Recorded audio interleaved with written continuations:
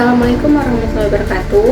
Halo semuanya, perkenalkan saya Nurdelima Afriani dengan NIM B1A12440.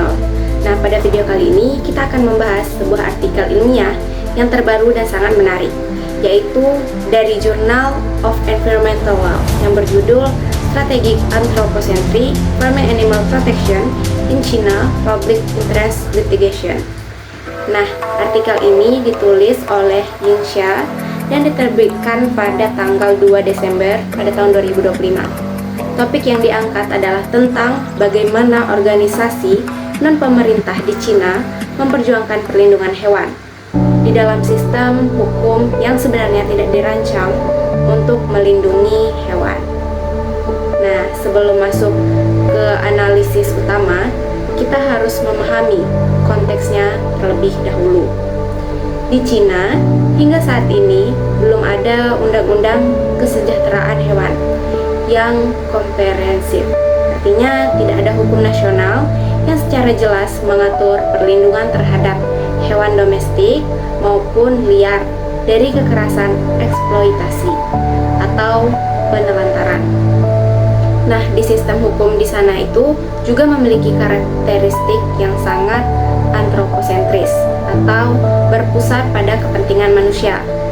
Jadi, hewan lebih sering dipandang sebagai sumber daya ekonomi, objek konservasi, atau komponen ekosistem, bukan sebagai individu yang layak mendapat perlindungan moral ataupun hukum. Namun, dalam dekade terakhir ini, di Cina melakukan reformasi besar-besaran dalam bidang hukum lingkungan. Salah satu reformasi paling penting adalah munculnya Environmental Public Interest Litigation atau EPIL. EPIL ini memungkinkan organisasi tertentu seperti NGO lingkungan untuk menggugat kasus yang dianggap merugikan kepentingan publik, terutama terkait lingkungan. Dan disinilah ceritanya menjadi menarik, karena tidak ada undang-undang khusus yang melindungi hewan. NGO tidak bisa langsung mengajukan gugatan atas nama hewan. Kalau seandainya seekor hewan menderita, itu belum tentu dianggap kerugian menurut hukum. Jadi, pertanyaannya, bagaimana caranya memperjuangkan hewan dalam sistem yang tidak menempatkan mereka sebagai subjek hukum? Jawabannya adalah sistem atau strategi antroposentris. Apa sih strategi antroposentris ini? Jadi, strategi antroposentris ini adalah strategi di mana NGO membingkai ulang masalah penderitaan hewan ini menjadi masalah yang diakui sistem hukum. Bukan kasihan ya hewannya, tetapi ini merusak keanekaragaman hayati. Ini adalah masalah yang mengancam kesehatan dan keselamatan publik. Ini adalah isu yang mengganggu layanan ekosistem dan juga ini melanggar regulasi konservasi satwa liar. Intinya, NGO mengemas isu kesejahteraan hewan ini menjadi isu lingkungan atau kesehatan publik agar dapat diterima sebagai kasus yang sah dalam mekanisme EPIL. Inilah yang disebut framing, yaitu cara menyampaikan dan mengonstruksi sebuah isu akan lebih mudah diterima oleh hukum, pemerintah, dan juga masyarakat. Artikel ini memberikan banyak contoh menarik bagaimana NGO menggunakan framing ini. Beberapa strategi framing yang paling sering digunakan adalah yang pertama itu framing keanekaragaman hayati, yaitu perlindungan hewan dikaitkan dengan hilangnya spesies, kerusakan habitat, atau gangguan keseimbangan ekosistem. Contoh kasusnya itu seperti perdagangan satwa liar ilegal. Yang kedua, ada framing kesehatan publik dan biosecurity. Di sini, NGO menekankan bahwa perdagangan atau penyiksaan hewan berpotensi menyebabkan penyakit zoonotik, risiko sanitasi, ancaman terhadap masyarakat luas.